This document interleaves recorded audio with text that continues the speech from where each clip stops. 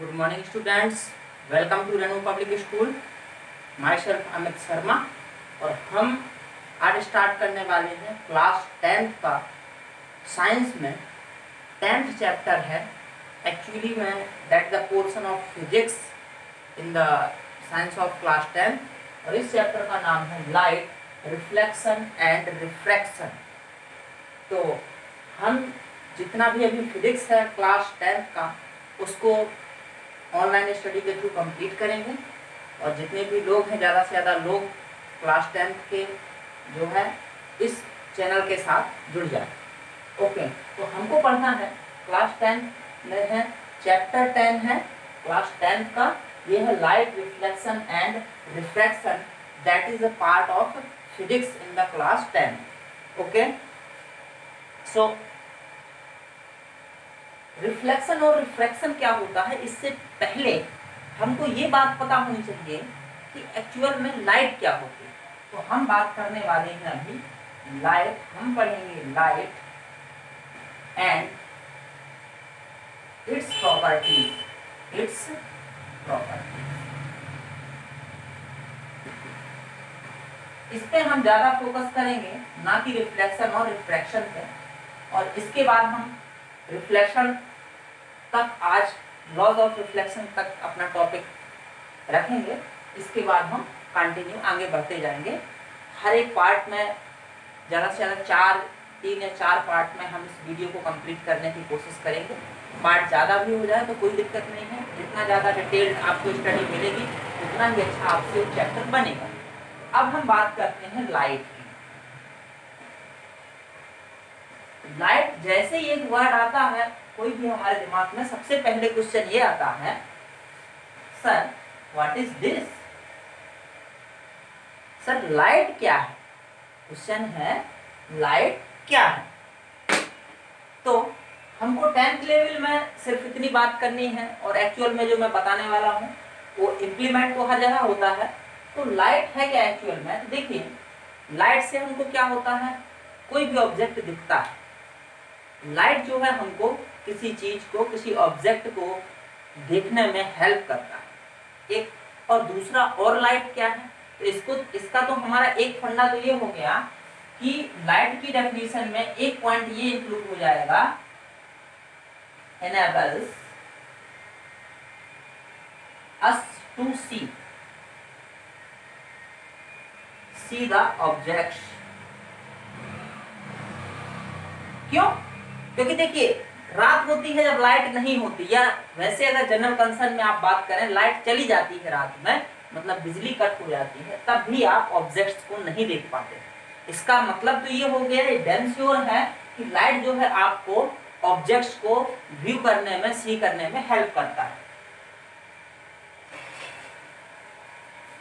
अब दूसरा क्या है, तो आपने देखा होगा सोलर पैनल देखे हैं, सोलर टॉर्च आती हैं, छोटी छोटी भी टॉर्च आती है, बड़ी बड़ी भी टॉर्च आती है। तो उससे क्या होता है, जब उस पर लाइट पड़ती है तो वो इलेक्ट्रिकल एनर्जी में कन्वर्ट हो जाता है। इलेक्ट्रिकल एनर्जी जो है किसमें से, किस फॉर्म में सेव हो जाती है, जो है आपके बैटरीज में जाके सेव हो जाती है, उसका हम यूज कर सकते हैं। इसका मतलब कहीं ना कहीं लाइट एनर्जी भी है। क्या है? एनर्जी भी है। बस इन्हीं दो वर्ड्स को पकड़ के, इन्हीं दो स्टेटमेंट्स को पकड़ के आप लाइट की डेफिनेशन कंप्लीट कर दीजिए। So what is light?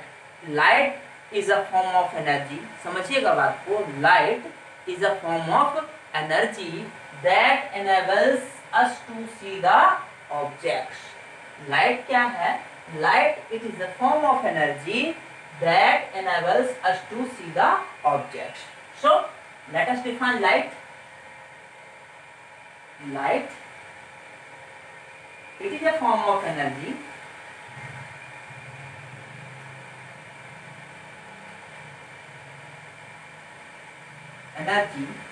that enables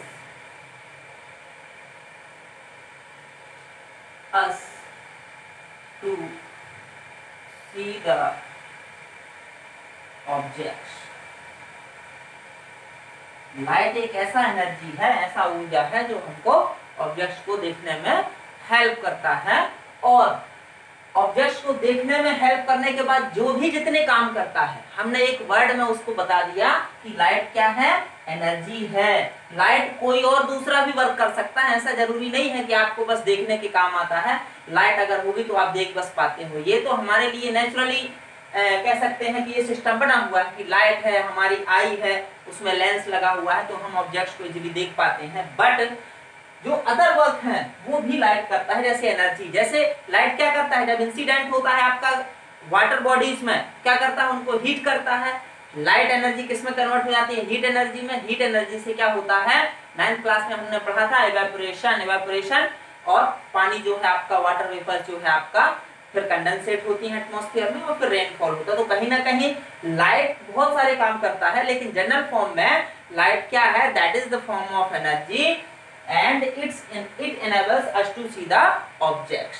ये सिंपल वर्ड्स में लाइट की डेफिनेशन। ओके, अब हम बात करेंगे properties of light. Okay, so what is light, it is the form of energy which enables us to see the objects, sorry not which, that enables us to see the objects।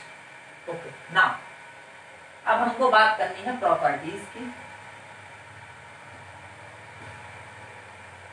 Properties of light. Actually introduction जब हम पढ़ते हैं किसी भी चीज का तो उसके बारे में थोड़ी सी ज्यादा जानकारी हमको होनी चाहिए, क्योंकि हमको लाइट से रिलेटेड जो कुछ फिनोमेनन है उनकी स्टडी करना है। तो उनकी स्टडी करने के पहले हमको खुद लाइट की प्रॉपर्टी पता होनी चाहिए। तो सबसे पहली प्रॉपर्टी क्या है कि लाइट जो वेव होती है, अगर हम वेव फॉर्म की बात करें, एक्चुअल में लाइट डुअल नेचर शो करता है, लेकिन जो हम यहाँ स्टडी करने वाले हैं वो वेव फॉर्म के फॉर्म में ही स्टडी करेंगे। तो लाइट क्या है, तो फर्स्ट प्रॉपर्टी क्या है, लाइट जो है आपका ट्रांसवर्स वेव होता है। क्या होता है, ट्रांसवर्स वेव। ट्रांसवर्स वेव और लॉन्गिट्यूडनल वेव ये हमने क्लास 9th में पढ़ा हुआ था। लॉन्गिट्यूडनल वेव्स का जस्ट अपोजिट होता है ट्रांसवर्स वेव। तो लॉन्गिट्यूडनल वेव्स क्या होती हैं, ऐसा वेव जिसमें मीडियम पार्टिकल जो है आपका वेव प्रोपागेशन की डायरेक्शन की पैरेलल जो है वाइब्रेट करता है, उसको हम बोलते हैं लॉन्गिट्यूडनल वेव्स। और ट्रांसवर्स वेव क्या होती हैं, जिसमें जो है आपका वेव पार्टिकल और मीडियम पार्टिकल वेव प्रोपागेशन की डायरेक्शन की परपेंडिकुलर वाइब्रेट करते हैं, अप एंड डाउन वाइब्रेट करते हैं, उसको हम क्या बोलते हैं, ट्रांसवर्स वेव। दूसरा क्या है, ट्रांसवर्स वेव है, और क्या है, यही है इलेक्ट्रोमैग्नेटिक वेव। इलेक्ट्रोमैग्नेटिक वेव भी होती है। इसका मतलब ये है कि इसमें जो कंस्टिट्यूएंट पार्टिकल है, कंस्टिट्यूएंट फील्ड है, वो क्या है, एक इलेक्ट्रिकल फील्ड है और दूसरा मैग्नेटिक फील्ड है। और यही दोनों इलेक्ट्रिकल फील्ड और मैग्नेटिक फील्ड वेव प्रोपागेशन के परपेंडिकुलर जो है आपका रोटेट होते रहते हैं। इस तरीके से आपका लाइट वेव, इसमें ज्यादा ध्यान देने की जरूरत नहीं है, लाइट वेव फॉरवर्ड होता है, प्रोपागेट करता है।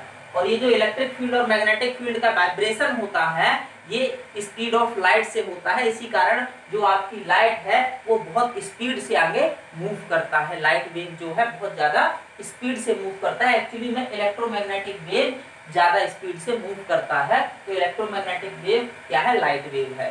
क्लियर। इसके बाद सेकेंड प्रॉपर्टी क्या आती है, light wave, light always travels in a straight line.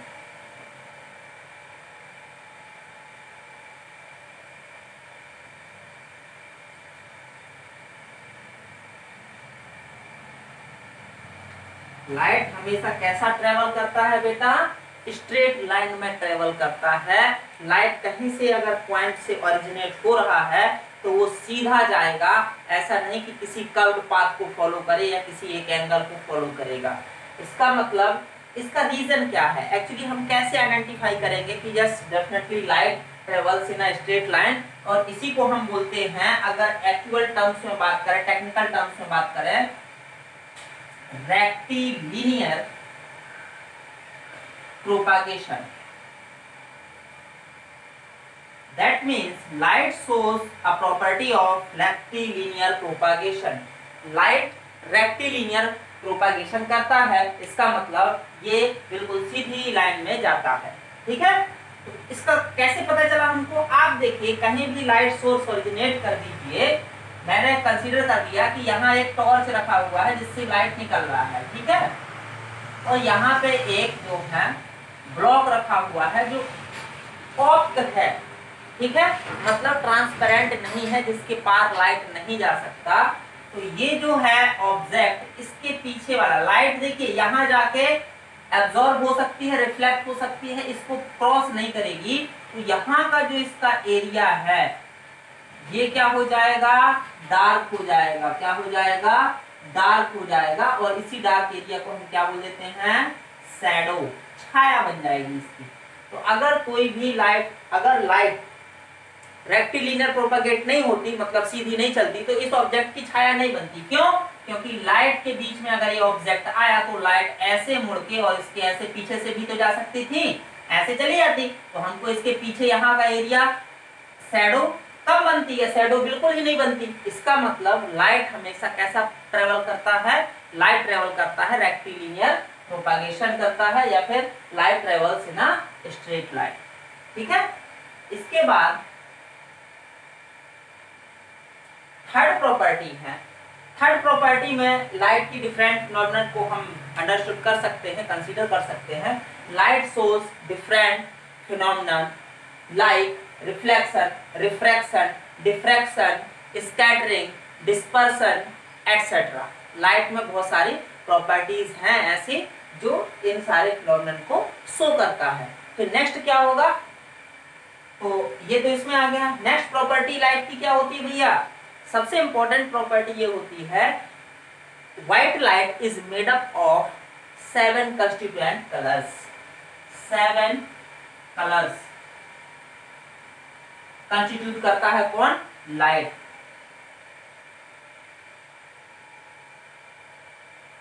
और ये कौन से कलर होते हैं, विबजन, violet, indigo, blue, green, yellow, orange and red, ठीक है। ये इतने सारे कलर को कंस्टिट्यूएंट करता है। मतलब अगर सातों कलर एक साथ प्रेजेंट हैं तो वो लाइट कैसा बन जाएगा, ये सब एक साथ अगर प्रेजेंट है तो लाइट बन जाएगा, हमको कैसा दिखेगा, व्हाइट। लाइट कैसा दिखेगा, व्हाइट, ठीक है। और अगर कोई एक कलर कम है या ज्यादा है तो हमको फिर वो मिक्स्ड फॉर्म में दिखेगा, या सिर्फ एक कलर ही डोमिनेट कर रहा है तो वो ऑब्जेक्ट हमको उसी कलर का दिखेगा। तो देखिए इन 7 कलर्स के कारण क्या होता है, हमको ये जो वर्ल्ड है कैसा दिखता है बेटा, वर्ल्ड हमको कलरफुल दिखता है, रंगीन दुनिया दिखती है पूरी। कैसे दिखती है, क्योंकि अगर लाइट व्हाइट बस होता, मतलब लाइट में एक जो ओवरऑल कलर है वो व्हाइट बस होता, 7 कंस्टिट्यूएंट कलर्स उसके अंदर नहीं होते, तो दुनिया हमको बस सफेद दिखती, पूरी दुनिया ब्लैक एंड व्हाइट दिखती, बस ब्लैक एंड व्हाइट, ठीक है। लेकिन हमको जो पूरा वर्ल्ड है वो कलरफुल दिखता है, ग्रीन भी दिखता है, येलो भी दिखता है, रेड भी दिखता है, हर टाइप का कलर हमको दिखता है। और इसी वजह से जो है हमको पूरी दुनिया भी अच्छी लगती है। नेचर में जब जाते हैं तो ग्रीन भी दिखता है, येलो भी दिखता है ना। सो देखिए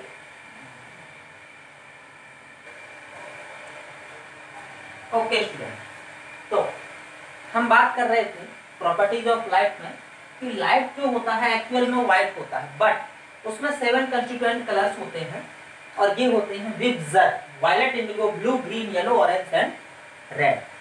अब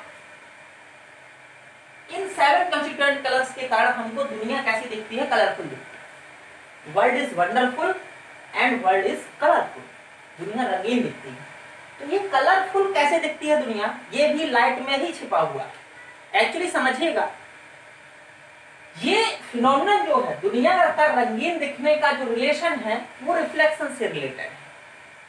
किससे, रिफ्लेक्शन से। समझिए कि कोई भी चीज या कोई भी ऑब्जेक्ट जिस कलर का दिखता है, मतलब इन 7 कंस्टिट्यूएंट कलर्स में से उस कलर का रिफ्लेक्शन कर देता है, जो हमारी आंख में पड़ता है और लेंस में, रेटिना में जो है दिखता है, हमको समझ में आता है कि हाँ ये रेड कलर है, ये रेड कलर का है, ये ग्रीन कलर का है। क्यों, बाकी जो 6 कलर होते हैं उन कलर्स को वो ऑब्जेक्ट अब्सॉर्ब कर लेता है, अवशोषित कर लेता है, जिससे वो कलर रिफ्लेक्ट होके हमारी आंखों तक पहुंचता ही नहीं है, और तो इस हिसाब से वो दुनिया हमको कैसी दिखती है, रंगीन दिखती है। अगर कोई कपड़ा या कोई भी आपको ऑब्जेक्ट ब्लू कलर का दिख रहा है, इसका मतलब उसमें से ब्लू कलर का बस रिफ्लेक्शन हो रहा है और बाकी 6 कंस्टिट्यूएंट कलर्स जो है क्या हो रहे हैं, वो एब्जॉर्ब कर लिए जा रहे हैं। ओके, या फिर वो 6 कलर्स हो सकता है हमारी आंखों तक नहीं पहुंच रहे हैं। फिर इसके बाद जैसे एग्जांपल लेते हैं, प्लांट्स ग्रीन क्यों दिखते हैं? प्लांट्स ग्रीन इसीलिए दिखते हैं क्योंकि प्लांट्स की जो लीव्स होती हैं, प्लांट्स का जो स्टेम होता है, जो ग्रीन पार्ट होता है एक्चुअल में, वो इन 6 कंस्टिट्यूएंट कलर्स में से बाकी 7 में से 6 को एब्जॉर्ब कर लेता है और रिफ्लेक्ट किसको करता है? ओनली ग्रीन कलर को वो रिफ्लेक्ट कर देता है, जिससे हमको ये कलरफुल दिखते हैं। ओके, कभी कभार ऐसा भी हो जाता है कि अगर ये सातों कलर थोड़ी थोड़ी डिस्टेंस में अरेंज हो जाते हैं और रिफ्लेक्शन नहीं होता है इनका, सातों कलर थोड़ी थोड़ी डिस्टेंस में अरेंज हो जाते हैं, तो हमको क्या मिल जाता है? रेनबो फॉर्मेशन हो जाता है, रेनबो बन जाता है। वो हम पढ़ने वाले हैं आगे चलकर। ओके, इसके बाद कोई भी कलर हमको व्हाइट कैसे दिखता है? हमने बता दिया सर, वायलेट दिखेगा कोई ऑब्जेक्ट, वो वायलेट को रिफ्लेक्ट कर रहा होगा, इंडिगो दिखेगा इंडिगो को रिफ्लेक्ट कर रहा होगा, ब्लू देखेगा ब्लू को रिफ्लेक्ट कर रहा होगा, ग्रीन देखेगा ग्रीन को। बट व्हाइट और ब्लैक कैसे दिखता है? ये बोर्ड में मैंने लिखा हुआ है, ये जो ब्लू दिख रहा है ये तो आपको समझ में है कि ये ब्लू लाइट को रिफ्लेक्ट कर रहा है, इसलिए ब्लू दिख रहा है। ये ब्लैक लाइट को रिफ्लेक्ट कर रहा है, ब्लैक दिख रहा है। लेकिन व्हाइट और ब्लैक का क्या फंडा है? व्हाइट कोई भी चीज कब दिखती है? जब वो सातों कलर को रिफ्लेक्ट कर रही होती है। क्यों? क्योंकि ये सातों कलर मिलके कौन सा कलर बना देते हैं? व्हाइट कलर बना देते हैं। तो कोई भी ऑब्जेक्ट अगर आपको व्हाइट कलर का दिख रहा है, इसका मतलब वो 7 के 7 कलर्स को रिफ्लेक्ट कर रहा है, किसी भी कलर को एब्जॉर्ब नहीं कर रहा है। क्लियर? इसके बाद ब्लैक क्यों दिखता है? भाई अंधेरा काला क्यों होता है? क्यों? क्योंकि वहां लाइट ही प्रेजेंट नहीं होती। क्या? लाइट प्रेजेंट नहीं होती। इसका मतलब कोई भी ऑब्जेक्ट आपको ब्लैक दिखता है वो इसलिए क्योंकि वो सारे 7 कंस्टिट्यूएंट कलर्स को एब्जॉर्ब कर लेता है। तो जब कोई लाइट ही रिफ्लेक्ट नहीं हो रही है उस ऑब्जेक्ट से, तो हमको क्या दिखेगा? वो ब्लैक कलर का दिखेगा। बात समझ में आ गई? ओके,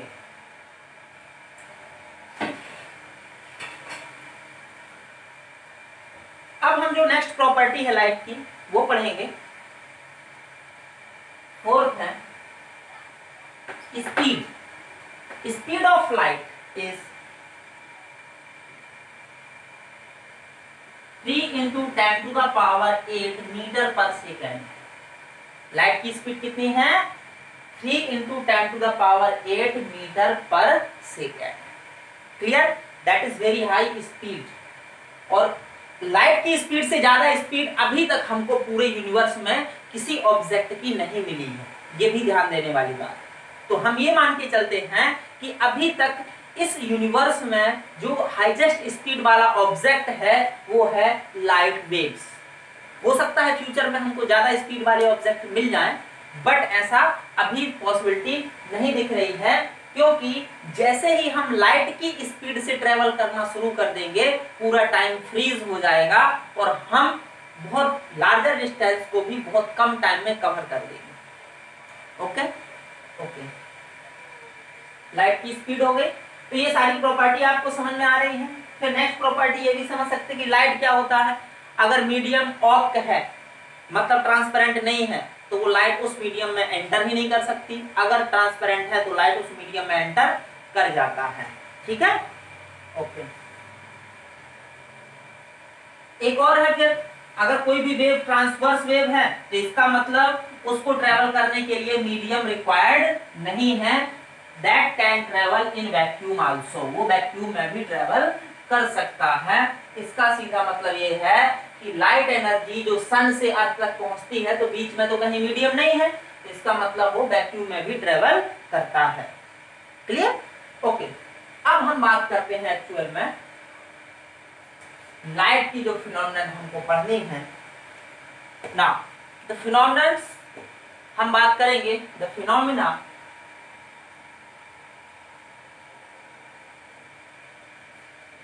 फिनोमेना जो लाइट से रिलेटेड है। तो सबसे पहला क्या है?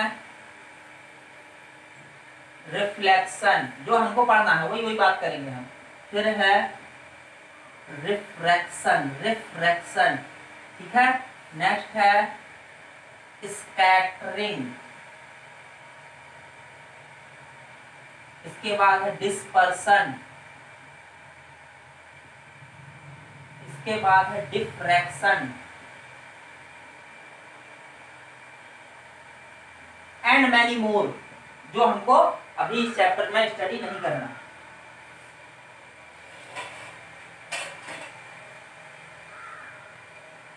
ओके, तो इतनी फिनोमेना हमको स्टडी करनी है। तो अब हम आते हैं रिफ्लेक्शन में।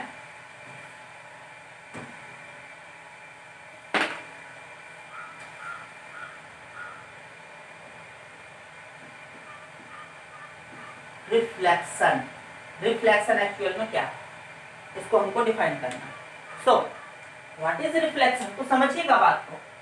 अगर मैं यहाँ पे मिरर रख दूं, हमको अपना चेहरा मिरर में, शीशा जिसको हम बोलते हैं, क्यों दिखता है?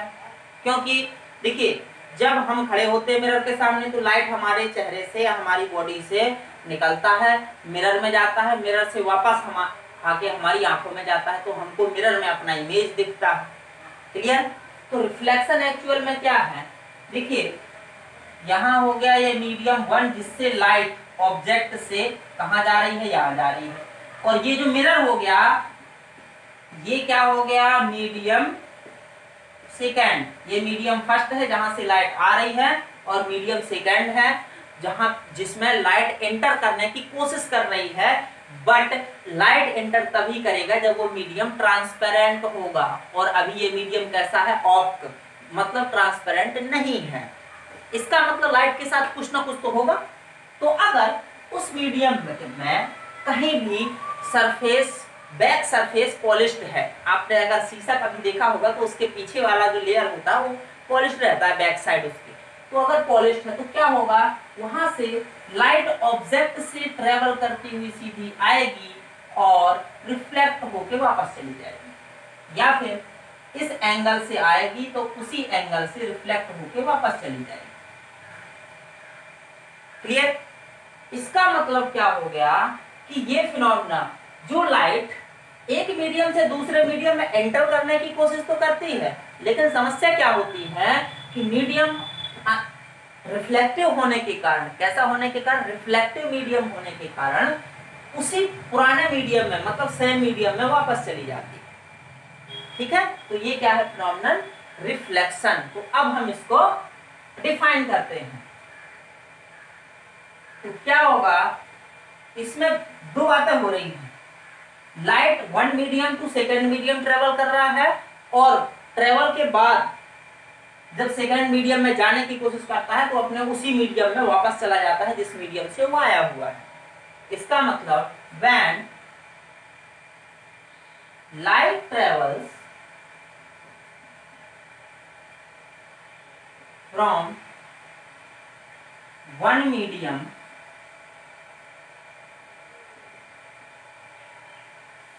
into another, मतलब दूसरे मीडियम में एंटर करता है, it bounces back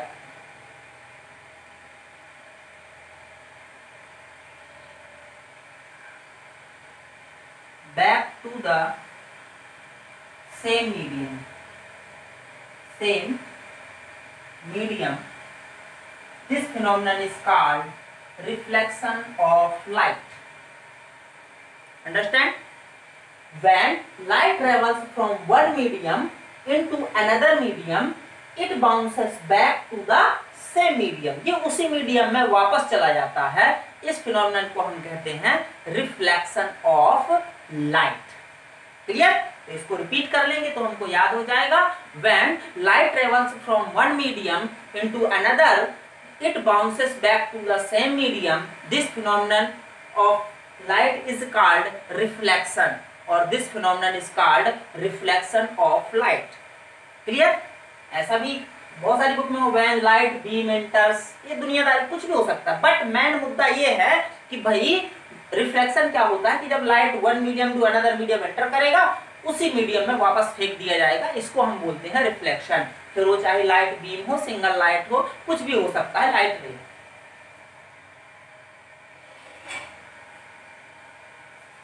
clear? Okay. तो अब हमने देखा कि जब लाइट एंटर करता है one medium to another medium, तो कहीं ना कहीं रिफ्लेक्शन होता है। तो कुछ ना कुछ रिफ्लेक्शन से रिलेटेड कुछ टर्म्स होंगे, रिफ्लेक्शन से रिलेटेड हो सकता है कुछ लॉज हों। तो अब हमको पढ़ना है लॉज ऑफ रिफ्लेक्शन। तो हम इसमें थोड़ा सा ये आप डेफिनेशन के नोट्स बना सकते हैं और हम थोड़ा सा अभी रिफ्लेक्शन को के डायग्राम को डिटेल में स्टडी करेंगे। ओके, तो क्या हो रहा है एक्चुअल में, हमने मान लिया कि कहीं ना कहीं एक सरफेस है, ये मिरर रखा हुआ है, ठीक है। इसमें देखिए अब एक जो सरफेस होती है उसमें दो टाइप की लेयर होती हैं, एक्चुअली टू साइड्स होती हैं। एक होती है पॉलिश्ड सरफेस और दूसरी होती है रिफ्लेक्टिंग सरफेस। तो देखिए जिस साइड पॉलिश होती है उसको बोल देते हैं हम पॉलिश्ड सरफेस। क्या बोल देते हैं? Polished surface. और जिस तरफ से लाइट को रिफ्लेक्शन होता है लाइट का, इस लेयर को हम क्या बोल देते हैं? Reflecting surface. रिफ्लेक्टिंग सरफेस और लेयर, और वी कैन से साइड। सो कोई भी जो मीडियम है उसमें आपकी, तो देखिए यहां एक मीडियम क्या हो गया? एयर। क्या हो गया? एयर। और यहां दूसरा मीडियम क्या हो गया? रिफ्लेक्टिंग सरफेस का वो मीडियम हो गया, ठीक है। तो जब भी लाइट एंटर करेगी वन मीडियम टू अनदर, तो कहीं ना कहीं किसी पॉइंट पे वो लाइट क्या करेगी? इंसिडेंट होगी। ओके, इंसिडेंट होगी। तो हमने क्या बताया कि जिस मीडियम से आई है रिफ्लेक्शन में, उसी मीडियम में वापस चली जाती है। तो ये लाइट उसी मीडियम में वापस चली गई। तो यहां से ये एरो इंडिकेट करता है कि लाइट एंटर कहां कर रही है और जा कहां रही है, ठीक है। ओके, तो हमने मान लिया कि ओ पॉइंट में, यहां नहीं करेंगे हम यहां कर देते हैं। ओ पॉइंट में लाइट इंसिडेंट होती है, किसमें? सरफेस PQ में। किसमें? PQ is the reflecting surface. Okay, तो हमने मान लिया कि ये OA एक रे हो गई और एक क्या हो गई? OB। तो OA रे जो इंसिडेंट हो रही है इसको हम बोलते हैं इंसिडेंट रे। क्या बोलते हैं? OA इज द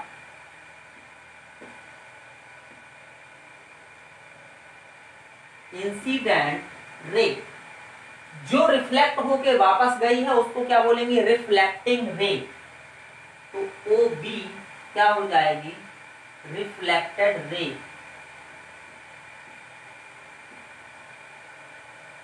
और O क्या हो जाएगा?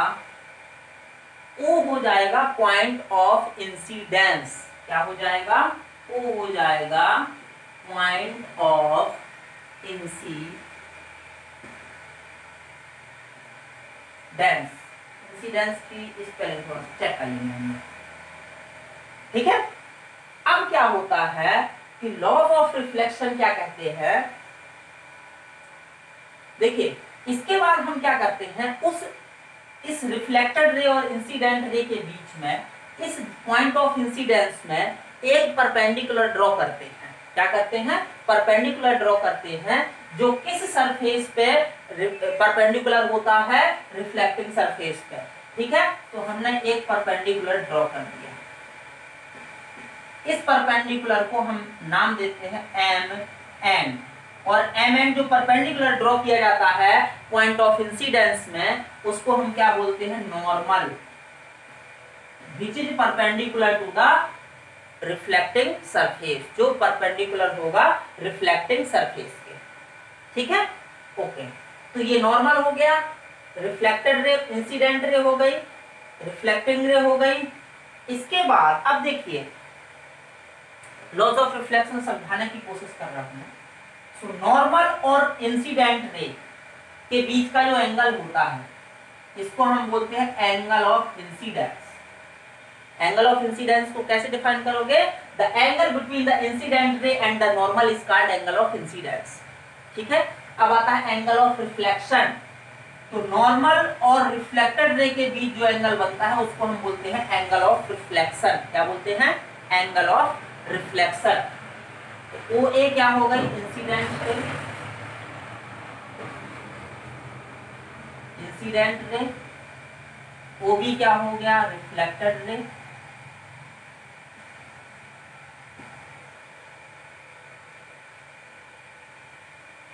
ये क्या हो गया नॉर्मल, ओ क्या हो गया, ओ हो गया आपका point of incidence,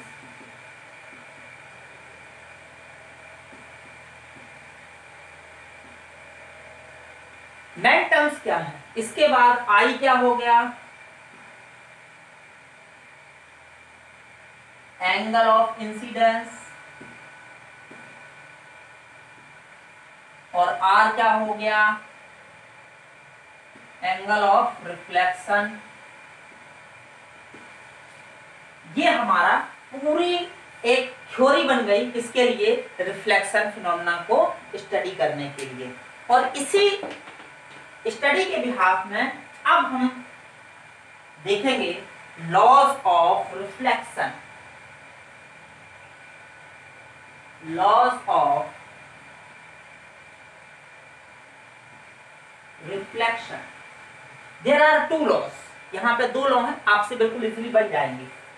first law क्या कहता है, लॉज ऑफ रिफ्लेक्शन ये कहता है फर्स्ट लॉ कि अगर कोई रे जिस एंगल से इंसिडेंट होती है रिफ्लेक्टिंग सरफेस में, वो उसी एंगल से रिफ्लेक्ट हो जाती है। ध्यान दीजिएगा, फर्स्ट लॉ क्या कहता है कि एक रे, कोई रे जिस एंगल से इंसिडेंट होती है उसी एंगल से वो रिफ्लेक्ट हो जाती है। इसका मतलब in the phenomena of reflection the angle of incidence is always equal to the angle of reflection. तो फर्स्ट लॉ क्या हो गया, angle of incidence is always equals to angle of reflection. That means I is always equals to R. अगर ये incident ray आपकी 30 degree से incident हुई है किसी रिफ्लेक्टिंग सरफेस में, तो वो रिफ्लेक्ट भी होगी 30 डिग्री से ही, और वो एंगल किसके साथ बनेगा, नॉर्मल के साथ। किसके साथ बनेगा, नॉर्मल के साथ। अगर वो 50 से हुई, अगर वो 90 से हुई है तो आपको 90 में ही रिफ्लेक्ट होगी। 90 से अगर आई है लाइट रे तो 90 से ही रिफ्लेक्ट होगी। क्लियर। सेकंड पॉइंट क्या कह रहा है, सेकंड पॉइंट आपको यहां से देखना है। सेकंड पॉइंट है पॉइंट ऑफ इंसिडेंस का फंडा। क्या कह रहा है कि भैया इंसिडेंट रे, रिफ्लेक्टेड रे, नॉर्मल, ये सब कहां लाई करेंगे एक साथ, पॉइंट ऑफ इंसिडेंस में। कहां लाई करेंगे, पॉइंट ऑफ इंसिडेंस में, और सेम प्लेन में। सेम प्लेन में मतलब ऐसा रखा है तो पॉइंट ऑफ इंसिडेंस में तो लाई इस तरीके से भी कर सकते हो। रिफ्लेक्टिंग सरफेस अगर ये है तो इंसिडेंट रे, रिफ्लेक्टेड रे और नॉर्मल तीनों पॉइंट ऑफ इंसिडेंस में तो लाई करेंगे, लेकिन कहां, उसी प्लेन में। उसी प्लेन में, ऐसा नहीं कि ये ऐसी रे हो जाए, रिफ्लेक्टेड रे ये आ रही है और सरफेस ऐसा रखा है, पॉसिबल ही नहीं है। तो प्लेन का भी याद रखना है। तो सेकेंड लॉ क्या कहता है, the incident ray, reflected ray and the normal are lie on the point of incidence on the same plane. Incident ray, reflected ray and the normal lie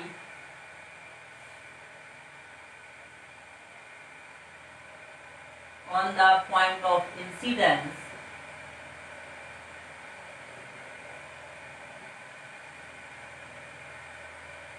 at the same plane. Okay, तो first law हमारा क्या हो गया, सबसे पहली बात तो reflection को डिफाइन कर लीजिए। व्हाट इज रिफ्लेक्शन, तो when light incidences from one medium to another it bounces back to the same medium, this phenomenon is called reflection of light. Then laws of reflection के पहले आपको इस diagram को बहुत अच्छे तरीके से बनाना पड़ेगा, सीखना पड़ेगा और समझाना पड़ेगा। तो क्या है, इंसिडेंट रे, रिफ्लेक्टेड रे, एक आपका रिफ्लेक्टिंग सरफेस होगा, उसका अपोजिट साइड पॉलिश्ड होगा, और जहां पे पॉइंट ऑफ इंसिडेंस होगा इस रिफ्लेक्टिंग सरफेस में, वहां पे हमको क्या ड्रॉ करना पड़ेगा, नॉर्मल। तो हमको दो एंगल मिलेंगे, कौन कौन सा, angle of incidence, angle of reflection. अगर आपसे कोई कहे what is angle of incidence, तो आप क्या डिफाइन करोगे? The angle between incident ray and the normal is called angle of incidence. What is angle of reflection? So the angle between the reflected ray and the normal is called angle of reflection. Okay, what is point of incidence? So कैसे define करोगे? The point on which the point on the reflecting surface at which incident ray incidences is called point of incidence. Okay, what is normal? तो कैसे define करोगे? The normal is the perpendicular drawn on the point of incidence on reflecting surface. reflecting surface में point of incidence में जो normal हमने draw किया है, perpendicular draw किया है, उसको हम क्या बोलेंगे? normal. what is reflecting surface? reflecting surface क्या है? the surface of a medium that reflects the light is called reflecting surface. what is polished surface? Okay, so the surface of a reflecting medium which is polished is called, or which is off for the light ray is called polished surface. so everything मैंने यहाँ पे आपको define कर दिया है. Okay, तो ये सारी चीजें. अब आते हैं लॉज ऑफ रिफ्लेक्शन में. so what are the laws of reflection? so we have two laws of reflections. first law, the angle of according to first law of reflection, the angle of incidence on any surface, on any reflecting surface is always equal to the angle of reflection. that means angle I is always equals to angle R. if ray incidences with the angle 30 degree, then it will be reflected by the angle 30 degree. second, incident ray, reflected ray and the normal are lie on the point of incidence at the same plane. उसी plane में lie करेंगे, लेकिन तीनों कहाँ intersect करेंगे? point of incidence में intersect करेंगे. so आज हमने ये समझ लिया कि लाइट क्या है, लाइट की प्रॉपर्टीज क्या है, और एक छोटा सा फिनोमेनन था, जनरल है, बहुत इजी है, रिफ्लेक्शन. और ये एग्जाम पॉइंट ऑफ व्यू से बहुत इंपॉर्टेंट है, ध्यान रखिएगा. तो रिफ्लेक्शन हमने पढ़ लिया.